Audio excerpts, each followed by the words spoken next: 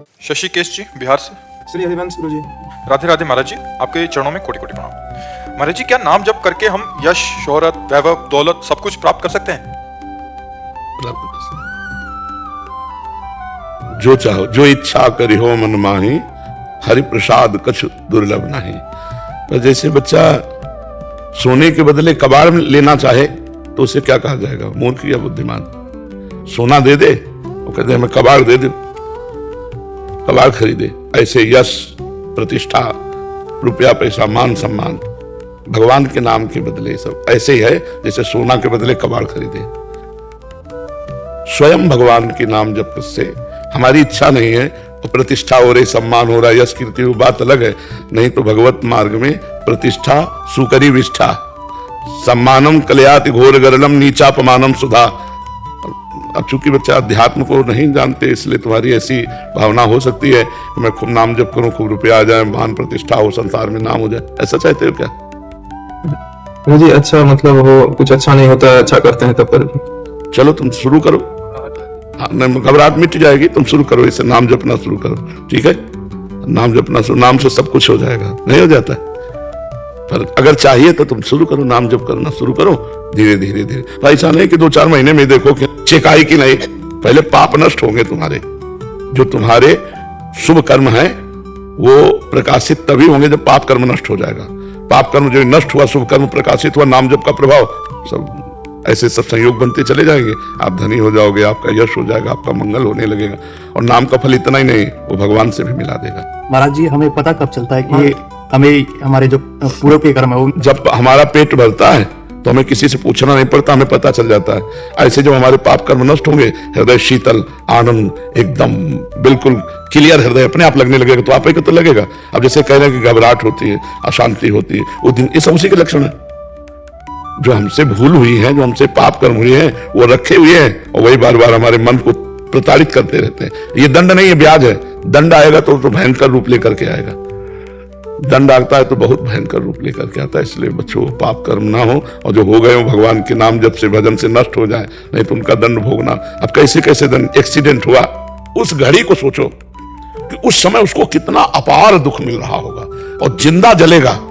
उस घड़ी को सोचो, एक कर्म ही तो है ना। तो इसलिए डरो, पाप कर्म से डरो, भगवान से प्रार्थना करो कि हमसे जो गलतियां हो गई नाथ क्षमा करो, आप बड़े उदार हो, बड़े करुणामय हो। रो रो के प्रार्थना करो, मालिक है क्षमा कर देंगे। क्षमा हो गया तो जीवन आनंदमय हो जाएगा। बड़ा दुखमय संसार है, बड़ा दुखमय संसार। इसलिए बच्चा, पाप कर्म जब तक नष्ट नहीं होंगे तब तक नाम का प्रकाश आपको समझ में नहीं आएगा। हो तो रहा है पर समझ में नहीं आएगा। तो खूब डट के नाम जप करो, विश्वास करो कि हमारा मंगल होगा, चाहे समय जितना लगे। मान लो इस जन्म में आपको कामनाएं पूर्ति होने वाला भजन नहीं हो पाया तो आगे जन्म ही इसी जगह होगा जहां से तुम्हारा बचपन से यश, कीर्ति और लाभ वैभव को नाम कभी व्यर्थ नहीं जाएगा। इसलिए हिम्मत रखो, धैर्यपूर्वक नाम जप करो। गुरु जी, एक प्रश्न। माता जी हमेशा बीमार रहती है, बहुत सारे डॉक्टर से दिखाते हैं। वैसे इस विषय की हम चर्चा नहीं करते क्योंकि हम अध्यात्म के सिवा नीचे उतरना नहीं चाहते। और इसके लिए बहुत से डॉक्टर हैं, उनसे अब हमारा तो सिर्फ अध्यात्म, भगवत प्राप्ति। आपको भगवत प्राप्ति कैसे, दुख की निवृत्ति कैसे, परमार्थ की निवृत्ति कैसे।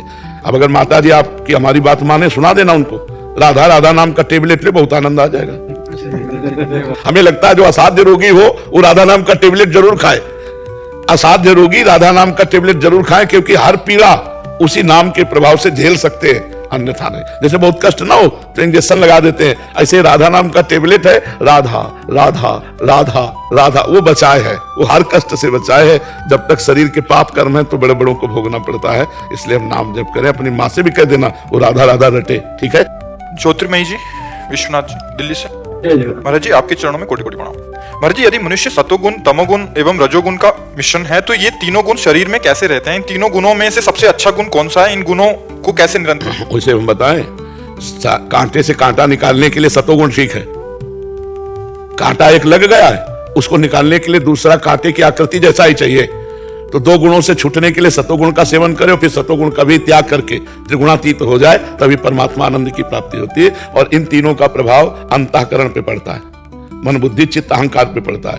फोकस बदलता रहता है, रंग बदलता रहता है। कभी सत्वगुण आएगा तो हृदय शांत, दया, भगवत भजन में रुचि, शास्त्रों के स्वाध्याय का ज्ञान ऐसे आएगा। और जब रजोगुण आएगा तो भोगों की प्रवृत्ति, काम भोग, रुपया, नाना प्रकार की सांसारिक उन्नति, पद प्रतिष्ठा, ये चिंतन होने लगेगा। और जब तमोगुण आएगा तो निद्रा, आलस्य, प्रमाद, क्रोध, हिंसा, ये सब आ जाएगा। ये गुणों का चक्र चलता रहता है। इसलिए कभी भजन में मन लगता है, कभी बिल्कुल नहीं लगता है, कभी भोगों में मन लगता है, कभी वैराग्य का मन सोचता है। तो हमें चाहिए कि नाम को इतना जोर से चलावे हृदय में कि इन तीनों गुणों का चक्र कोई प्रभाव न कर पावे।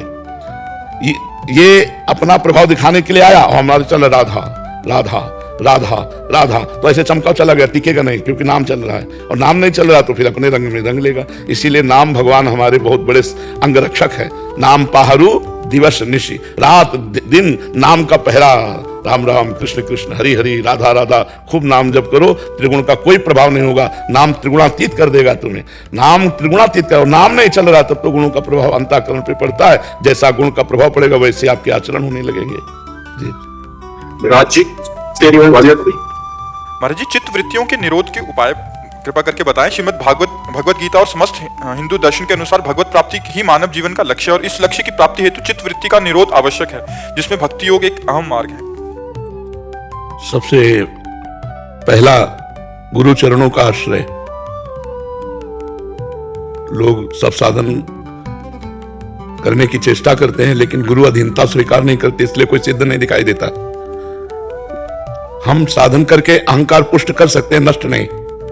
10 साल से मौन हूं, 20 साल से अर्थ नहीं छुआ, मैं बाल ब्रह्मचारी हूं, मैं वो जुड़ता चला जा रहा है, मैं के साथ पुष्ट होता चला जा रहा है। और भगवत प्राप्ति होती है अहम गलित होने पर, ब्रह्मबोध होता है देहाभिमान गलित होने पर, भगवत प्रेम उदय होता है देहाभिमान गलित होने पर। इसलिए सर्वप्रथम सदगुरुदेव भगवान के चरणों का आश्रय, और आश्रय ऐसा कि किसी भी प्रकार की वृत्ति हमको गुरुदेव से अलग न कर पावे। गुरु साक्षात परब्रह्म, तस्मै श्री गुरुवे नमः।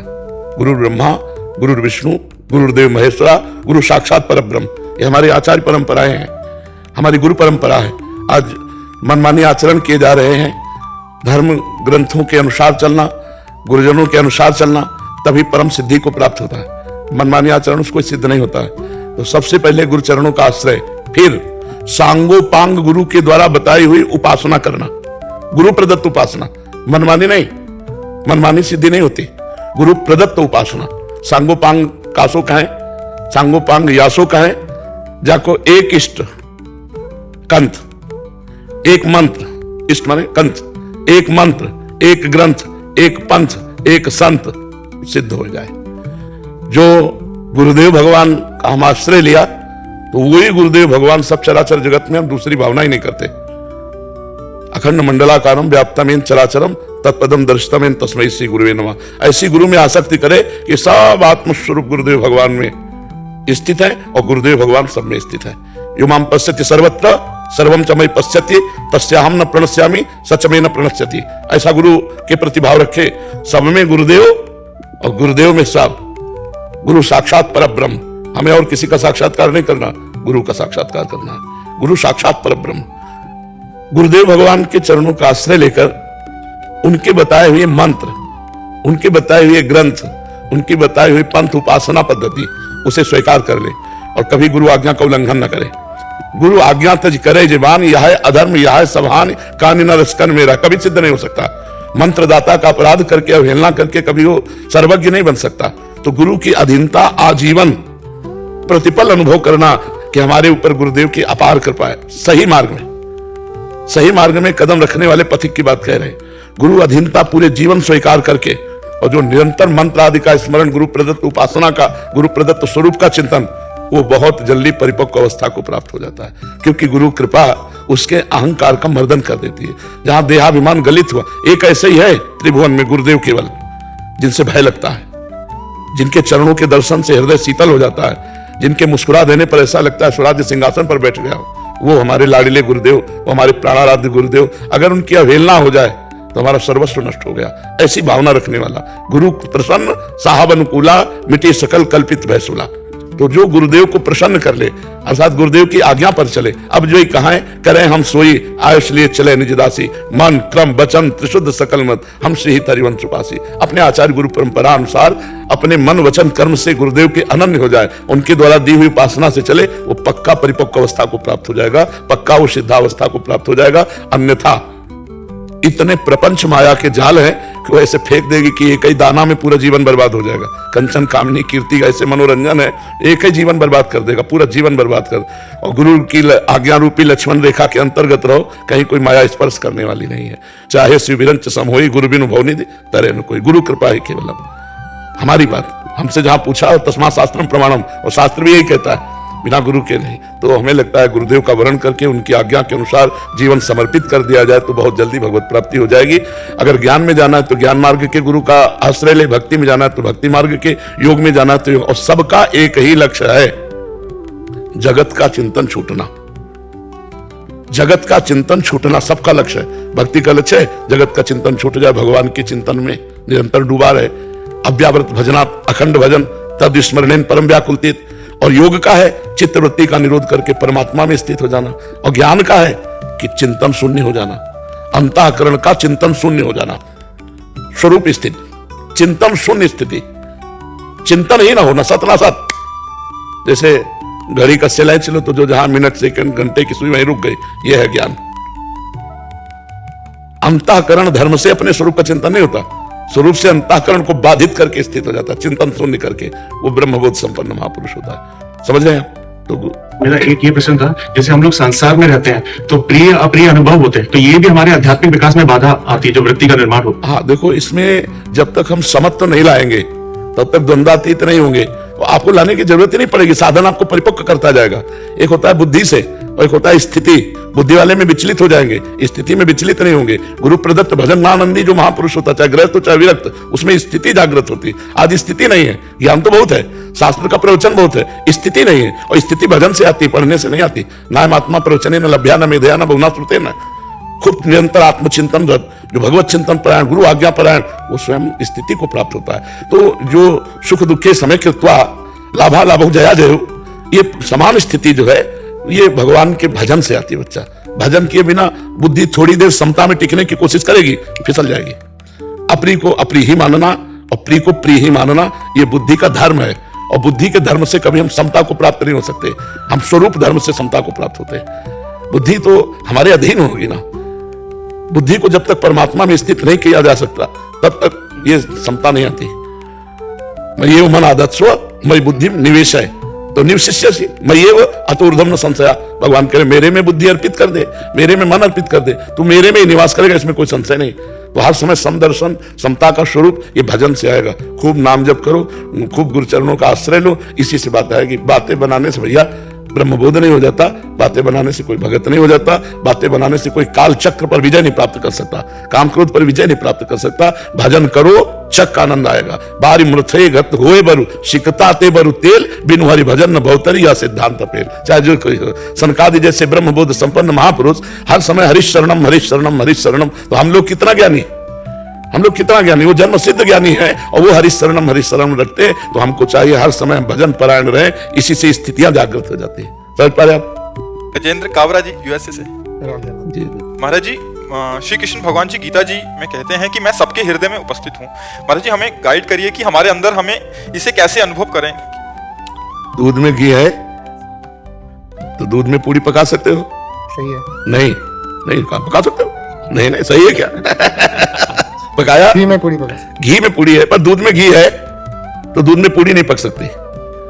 घी है, उसकी एक प्रक्रिया है। जब उस प्रक्रिया में उतरते हैं, दूध को गर्म करते हैं, फिर उससे दही जमाते हैं, फिर दही को मंथन करते हैं, मक्खन निकालते हैं, फिर उसको गर्म करते हैं, तब घी आ गया। ऐसे ही सबके हृदय में परमात्मा है और उसकी प्रक्रिया है अनुभव करने की।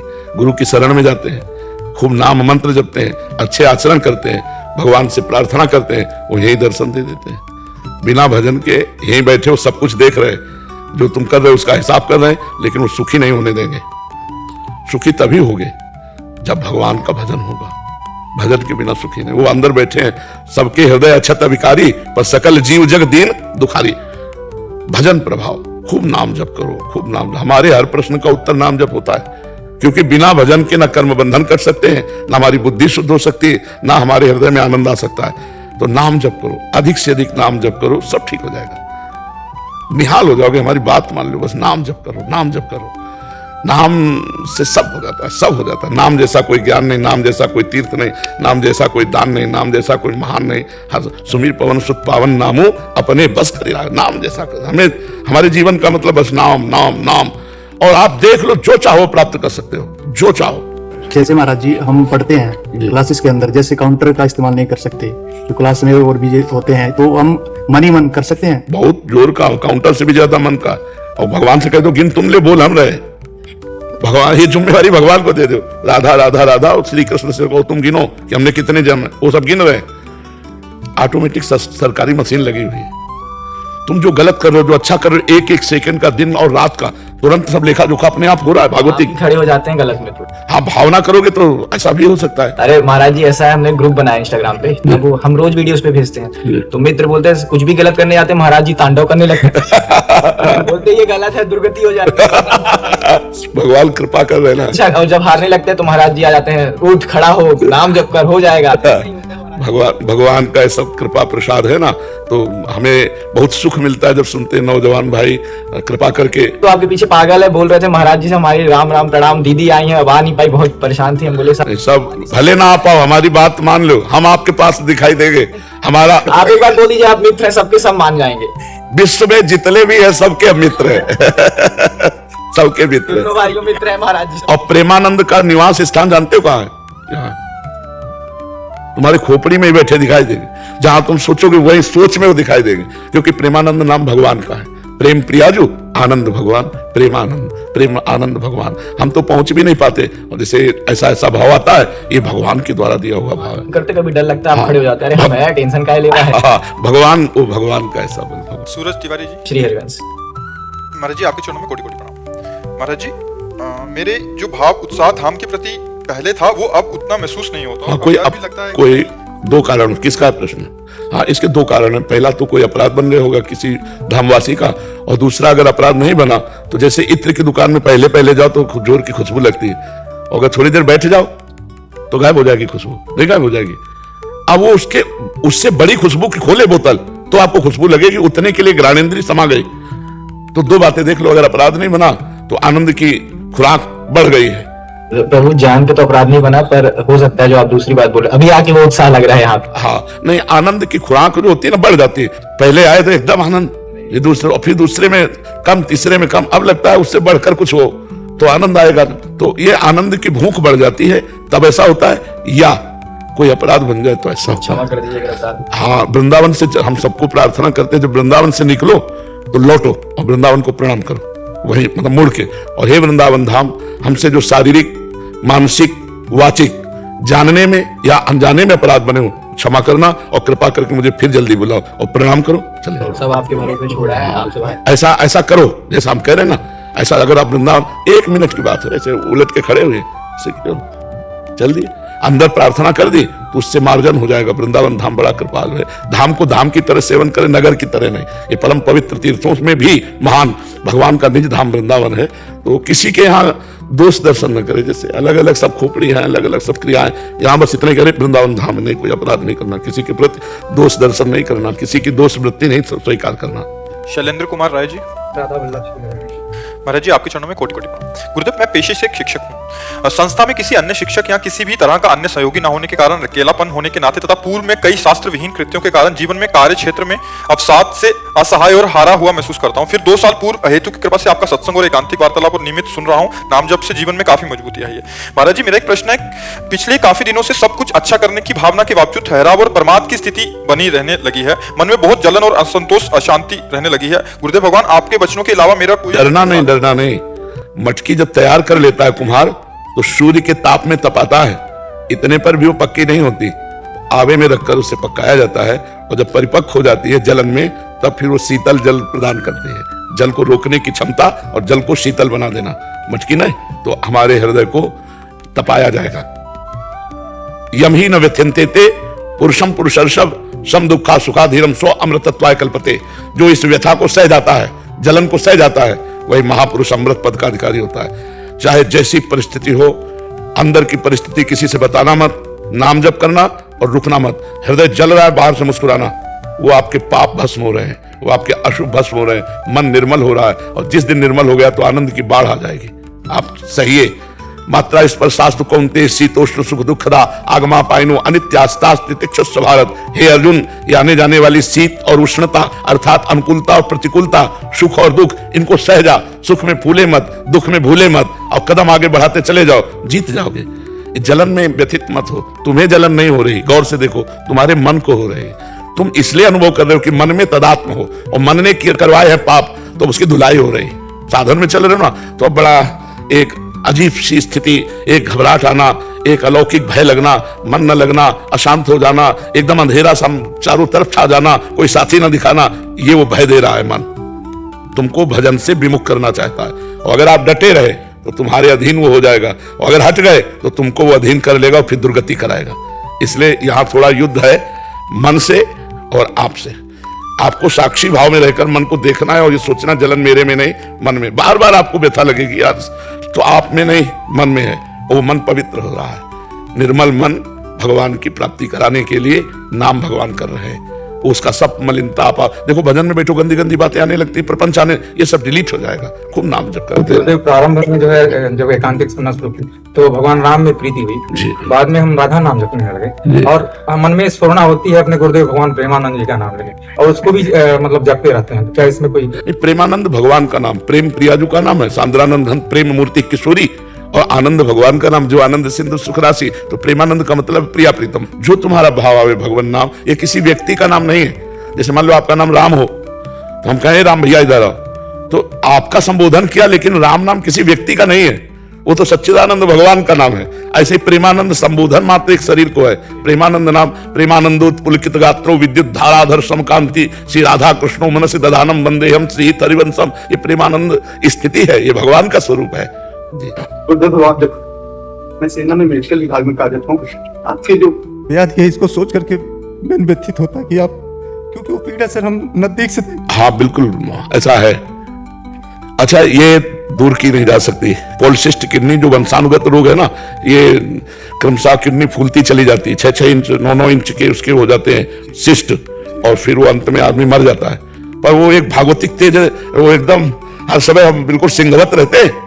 हम सिंहवत रहते हैं कि मतलब बिल्कुल अगर हम डाउन हो जाए तो कल से उठने में मतलब समस्या हो जाए। अगर हम आत्मबल छीन कर दें तो हम उठने लायक नहीं है, आप ये समझ लो। ऐसा हमारा आत्मबल रहता है ना, एकदम वो भगवत कृपा से। भगवान, हम जीव कैसे इससे बाहर निकल पाए? हम अब सोचते रहते हैं कि आप, क्योंकि उस चीज को समझते हैं, समझ रहे हैं कि पीड़ा कितनी होती है, नजदीक उसी को हम लोग कर रहे हैं, तो उससे कैसे निकले कि गुरुदेव हमारे कुछ हो जाएगा ऐसे? वो तो बहुत पीड़ा होती है, मन बहुत हाँ, पर इससे तुम निश्चिंत रहो, गुरुदेव तुम्हारे शरीर नहीं है। ये सोचो ना, एक होता है शरीर को मैं से स्वीकार करना, और एक होता है शरीर को कपड़ा देखना। अब कपड़े में दाग लग गया है, कपड़ा दूषित है, लेकिन हम तो बिल्कुल प्योर है। हमारे तो नैनम छिंदन्ति शस्त्राणि नैनम दहति पावका न चैनम क्लेदयन्त्यापुनशोचे। हम अच्छा इतने आनंद में रहते हैं, इतने कष्ट में भी रहते हुए। ये राधा नाम का चमत्कार है, खुली बात तुम्हें कह रहे हैं। ये जो आप हमारे जीवन को देख रहे हैं, ये राधा नाम का चमत्कार है। और जो कोई इस हर समस्या से निकलना चाहे तो राधा राधा राधा रटे, देखो हर समस्या से निकल जाओगे। शोक करना नहीं, क्योंकि हमें कोई कष्ट नहीं है, और शरीर कष्ट युक्त होने पर हमें श्री जी बहुत सुख देते हैं। कई बार बताया कि जैसे 100 ग्राम दुख है और 900 ग्राम ऊपर से सुख लदा है, तो 100 ग्राम क्या कर पाएगा? अब संसारिक आदमी के 900 ग्राम ऊपर वाला है नहीं, तो 100 ग्राम में परेशान हो जाता है, क्योंकि शरीर में केवल आसक्ति होती है। इसलिए राधा राधा रटो, और ये ध्यान करो कि हमारे गुरु शरीर नहीं है, हमारे गुरु प्रेमानंद है। प्रेमानंद, प्रेमानंद को संसारिक दुख नहीं व्यापते, और शरीर प्रेमानंद हो नहीं सकता। समझ रहे ना?